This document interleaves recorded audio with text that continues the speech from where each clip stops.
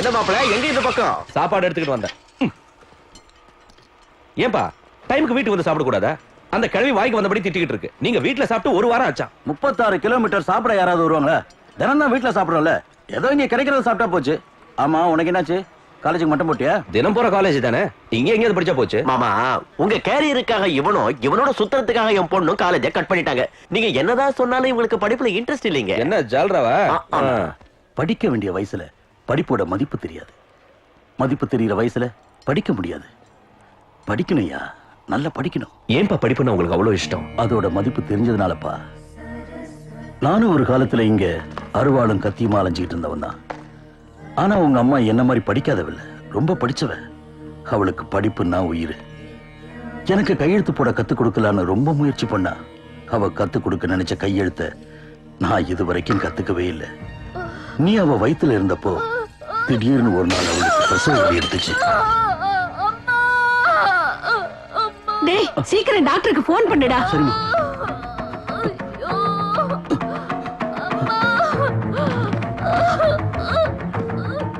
102க்கு phone பண்ணா ambulance வருங்கிற சாதாரண விஷயம் கூட அங்க இருந்த எங்க யாருக்கும் தெரியல. படிப்பறிவு இல்லாத நாங்க ஒரு வழியும் புரியாம திகச்சு நின்னுகிட்டு இருந்தோம். படிச்ச உங்க அம்மாவும் எதுவும் பேச முடியாத நிலைமையில இருந்தா. ஆம்புலன்ஸ்ல கொண்டு போக வேண்டிய உங்க அம்மாவை டிராக்டர்ல படுக்க வச்சு ஹாஸ்பிட்டலுக்கு கொண்டு போனோம்.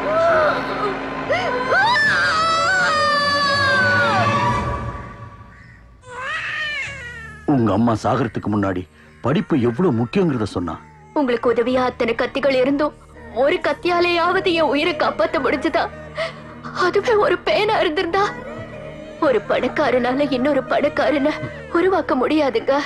ஆனா ஒரு படிச்சவனால 100 பேரை படிச்சவங்களா உருவாக்க முடியும். குடுக்க குடுக்க குறையறது பணம், குடுக்க குடுக்க வளர்றது படிப்புங்க. அந்த வேலைக்கு பசிய தீக்கிற அன்னதானத்தை விட எல்லா வேலையும் வயிறு நிரப்புற கல்விதானோ பெருசுங்க. நம்ம ஆளுங்க எல்லாரையும் வெட்டு குத்தெல்லாம் விட்டுட்டு போய் படிக்க சொல்லுங்க, படிக்க வைங்க. என் பலம், பணம், செல்வாக்கு எதாலையும் உங்க அம்மா உயிரை காப்பாத்த முடியல. கல்வியை வியாபார பொருளாக்கி காலேஜ் மூலமா கோடி கோடியா சம்பாதிக்கிறவங்க அவங்க காலேஜ்ல ஒரு ஏழைக்கு கூட சீட்டு தரதில்ல. அந்த காலேஜுங்களும் கோடீஸ்வரங்களும் செய்யாத வேலைய நம்ம குவாரியும் நம்ம குடும்பமும் செய்யணும். நானும் இங்கே இருக்கேன், உங்களோடய இருக்கேன். நீ எதுக்கியா? உன் படிப்பு கெட்டு போயிடும். இல்லப்பா, அம்மா சொன்ன மாதிரி ஒருத்தன் படிச்சா ஊருக்கு உபயோகப்படுவான். ஆனா ஒரு ஊரையே படிக்க வச்சா இந்த தேசத்துக்கே பயன்படுவாங்க.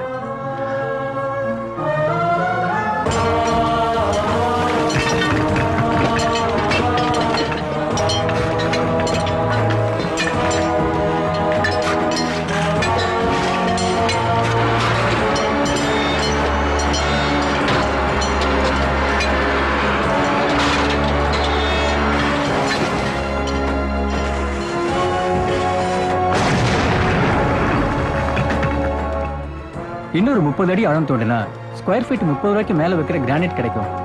அதுக்கப்புறம் உங்க கனவெல்லாம் நிறைவேறிடும் சார். ரொம்ப சந்தோஷங்க.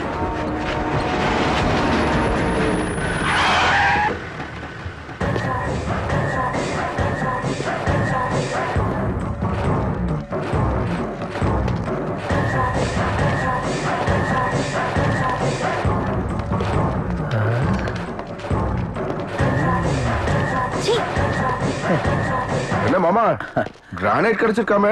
ஆமாய்யா, இப்பதான் இன்ஜினியர் சார் சொன்னாரு. இன்ஜினியர் சார் இப்ப சொன்னாரோ என்னமோ, ஆனா என் தம்பி எப்போ சொல்லிட்டா இந்த மலையில கிரானைட் கிடைக்கும்னு. அப்ப நான் அவங்கிட்ட பரவாயில்லடா மாமா தானே, கொடுத்த திராட்சை தோட்டத்தை திருப்பி வாங்கிக்கிட்டு குவாரிய வரதட்சணையா தந்துருவாருன்னு. இல்லடா தம்பி? ஆமாங்க, இது பணத்துக்காக தோணுன குவாரி இல்ல, இவங்க பிள்ளைங்களோட படிப்புக்காக தோணுன குவாரி. தயவு செஞ்சு இதை மட்டும் கேட்க வேண்டாம். இங்க பாருங்க மாமா, இந்த கூலிக்கார பசங்களை பத்தி அதிகமா யோசிக்காதீங்க. அவங்களை இவ்வளவு தூரத்துல வச்சு சோறு போட்டாதான் உங்களுக்கு இந்த பட்டு வேஷ்டி, இவ்வளவு தூரத்துல வச்சு தண்ணி கொடுத்தாதான் உங்களுக்கு இந்த பட்டு துண்டு. அவங்க கையில கத்திய பாமையும் கொடுத்து நிக்க சொல்லணுமே தவிர புத்தகத்தையும் பேனாவையும் கொடுத்து உட்கார சொல்லக்கூடாது. எல்லாரும் உங்களாட்ட பேசுறதாலதான் தமிழ்நாட்டிலேயே தலை சிறந்து விளங்கின இந்த சிவகங்கை சீமை ஜீவன் இல்லாத சீமையா மாறிடுச்சு. பாரத தேசம் பெருமைப்படுற அரசியல்வாதிங்க பிறந்ததிங்கதான். பாரத தேசம் பெருமைப்படுற எத்தனையோ பெரிய மேதாவிகள், புலவர்கள், கலைஞர்கள் பிறந்ததிங்கதான். ஆனா அவங்கள பத்தி யாரும் பேச மாட்டேங்கிறாங்க. பலனா ஜாதியால் பாம்பு பயங்கரமா வீசுவாரா, பலனா ஊரால் வெட்டு குத்துல வல்லவரானு மிருகத்தனத்தை பத்தி பேசிக்கிட்டு இருக்காங்க. யாரும் இந்த ஊருக்கு வந்துட்டு போறதுக்கே பயப்படுறாங்க. இந்த ஊரோட நிலைமை அப்படி இருக்கு. மாறணும். இந்த பழக்கத்தை மாத்தணும். எங்க குவாரியில வர வருமானத்துல இந்த கூலிங்களோட பிள்ளைங்களை நல்லா படிக்க வச்சு தேசத்தோட 4 மூலைக்கும் டாக்டருங்களா இன்ஜினியர்களா உயர்ந்த ஸ்தானத்துல இருக்க வைக்கிறோம். மிருகத்தனத்தை பத்தி பேசிக்கிட்டு இருக்கிற நம்ம பூமியில இனிமே மனித நேயத்தை பத்தி தான் பேசணும். நீ ஒரு ஆள் இந்த பழக்கத்தை மாத்திருவியா? எவ்வளவு பெரிய போராட்டமா இருந்தாலும் ஒரு அடி எடுத்து வச்சா தான் ஆரம்பமாகும். எவ்வளவு பெரிய புயல் மழையா இருந்தாலும் ஒரு சின்ன துளியில தான் உருவாகும். இன்னைக்கு நாங்க ஒருத்தர் தான். ஆனா கொஞ்ச நாளைக்கு அப்புறம் இந்த குவாரியை நம்பி படிக்கிற படிப்பாளிகள் எத்தனையோ பேர். மாமா, லட்சங்களை கேளுங்க, அள்ளித்தரோம். எங்க லட்சியத்தை கேட்காதீங்க, தரமாட்டோம். வயசுல சின்னவனா இருந்தாலும் இது வாஸ்தவமான பேச்சு.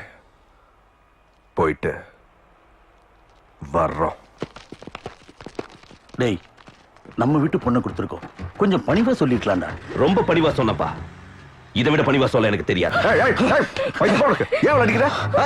உனக்கு குவாரி தானே முக்கியம், பொண்டாட்டி முக்கியம் இல்ல? அப்ப இனிமே அவ கூட குடும்பம் நடத்தாத. நான் நடத்துறேன். தப்பு, அந்த மாதிரிலாம் சொல்லக்கூடாது. நான் நடத்துறேன். தப்புன்னு சொல்ற அவங்கிட்ட. நான் நடத்துறேன். சொல்றா.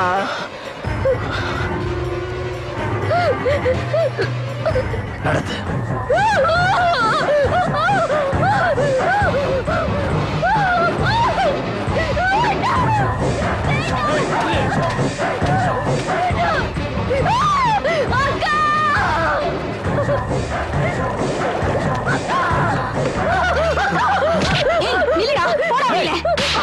அவளை விட்டுடு. நீ மனுஷனா இல்ல மிருகமா? கொன்னுடுவேன். வெளியே போடா நாயே. தப்பு. ஏய் தம்பி, தப்பு தப்பு தப்பு தப்பு. கொன்னுடுவோம் உன்னை. அப்படிதான் சொல்லக்கூடாது, தப்புடா. கொன்னுடுவோம் உன்னை. வெளியே போ. என்னங்க இது? இது வீடா காடா? தப்பு என்ன கொஞ்சறீங்களே? என்ன செய்யுது? தப்பு செஞ்ச தம்பியை கொல்ல முடியுமா என்ன? இந்த ஓவர் ஆக்டிங்ல வேணாம். அவன் பார்வை மேல படிச்சுன்னு வை, அப்புறம் என்னால கூட தடுக்க முடியாது. அம்மா ஜானகி, என்ன மன்னிச்சிருமா. என் தம்பிங்க மோசமானவனுங்கம்மா. அதனாலதான் அவங்களுக்கு இன்னும் கல்யாணம் பண்ணி வைக்க முடியல. ஏதோ என் தம்பி மேல இருக்கிற பாசத்துல உங்க அப்பாவை ஏமாத்தி உன்னை இந்த வீட்டு மருமகளை ஆக்கிட்டேன். ஆனா இந்த கொலகார பசங்களால உனக்கு ஏதாவது ஆச்சுன்னா என்னால வெளியே தலை காட்ட முடியாது. நீ ஒரு வேலை செய்ய, நீ பிறந்த வீட்டுக்கு போயிடு. போய் அந்த குவாரி எழுதி வாங்கிட்டு. சரியான ஜோக் மச்சான். நெய் போட்டுக்கையா? இன்னும் கொஞ்சம். ஏய் பாட்டிமா, அவ்வளவு நெய் போடாத. கொஞ்சம் ஊத்து. வேணாம் வேணாம், கொலஸ்ட்ரால் அதிகமாயி ஹார்ட் அட்டாக் வந்துரும். இங்க பாரு, நமக்கு ஹார்ட்டுக்கு அட்டாக் கொடுக்கறத தவிர அட்டாக் வாங்குற பழக்கம் இல்ல. எப்படி பாடிமா? எப்படி கொடுத்த அட்டாக்? நீ சூப்பரியா. அக்கா அக்கா அக்கா.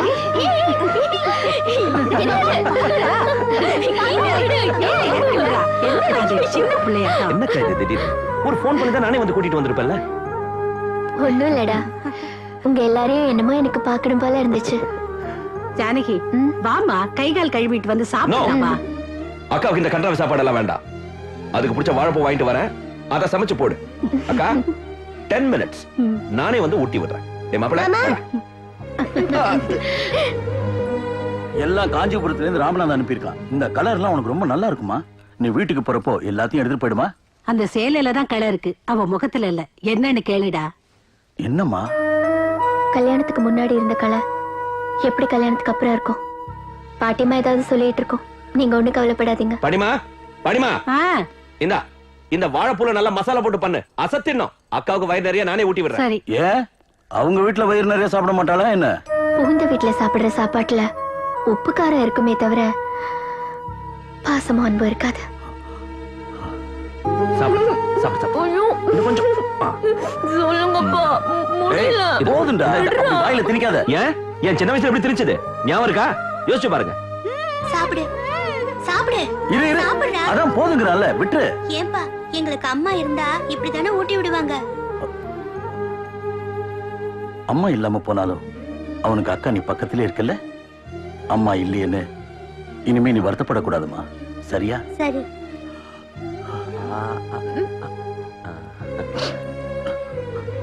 சாப்பிடுக்கா. என் உயிருக்குயிரான அப்பாவுக்கும் தம்பிக்கும்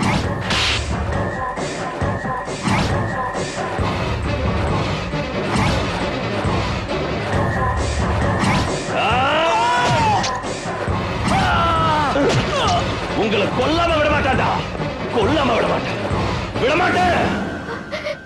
இங்க என்ன நடந்தாலும் மனசுக்குள்ளேயே வச்சுக்கணும், வெளியே சொல்லக்கூடாதுமா.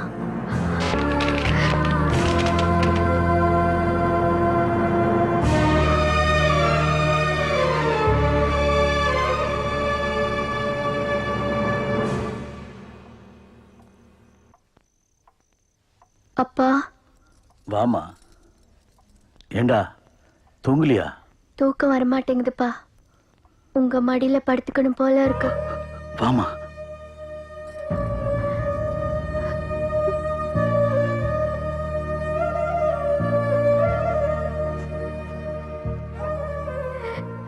நீ படுத்துக்கமா, நான் வெளியில போயிட்டு வந்துடுறேன். எங்கப்பா இந்த நேரத்துல? ஒரு சின்ன வேலை இருக்குமா, போயிட்டு உடனே வந்துடுவேன். நீ படுத்துக்க.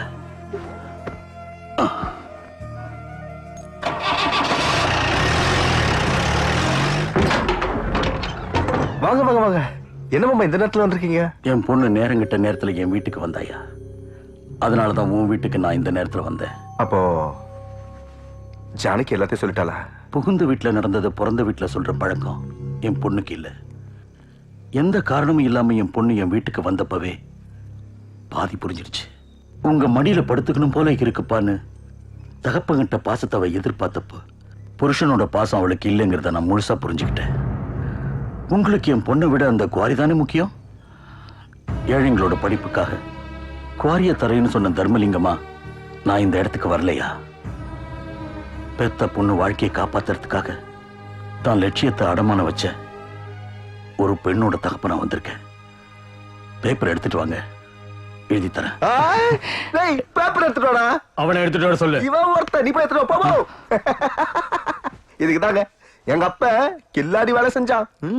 பொண்ணுங்களை பெத்தா இவ்வளவு கஷ்டம் வரும்னு தெரிஞ்சு எங்க எல்லாரையும் ஆம்பளையா பெத்துட்டான். தான் பொண்ணுக்காக படுற கஷ்டத்திலையும் ஒரு தனி சந்தோஷம் இருக்கியா? கஷ்டம் வந்துருமேன்னு பெண் குழந்தையே வேண்டான்னு நினைக்கிறவன் ஒரு நல்ல தகப்பனே இல்லை.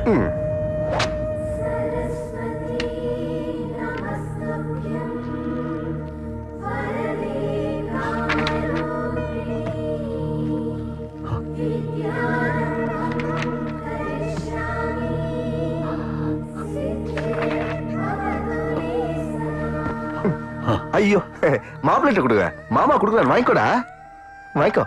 கன்னிகாதானம் செஞ்ச என் கண்ணில் கண்ணீரை வர வச்சிட்டீங்க.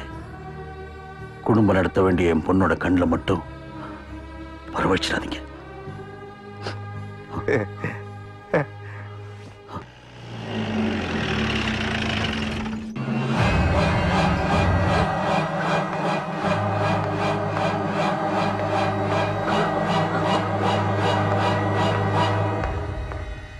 என் வாழ்க்கையில முதல் தடவையா வாக்கு தவறிட்டப்பா. இதுவே கடைசி தடவையா இருக்கட்டும்.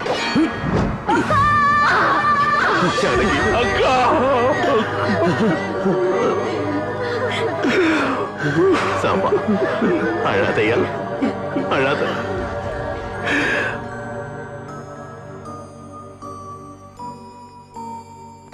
பெரியப்பா, கூட பிறந்த அக்கா தங்கச்சிங்க மாதிரி நானும் ஜானகி அந்த வீட்டுல இருந்தோம்.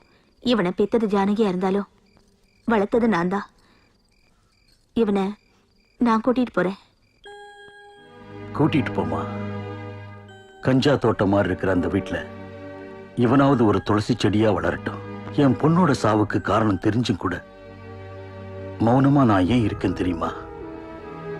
இந்த விஷயம் என் பையனுக்கு தெரிஞ்சா இன்னும் எத்தனை சாவை பார்க்க வேண்டி இருக்குமோங்கிற பயத்தால இனிமேலாவது அவங்கள மனுஷங்களா வாழ சொல்லுமா.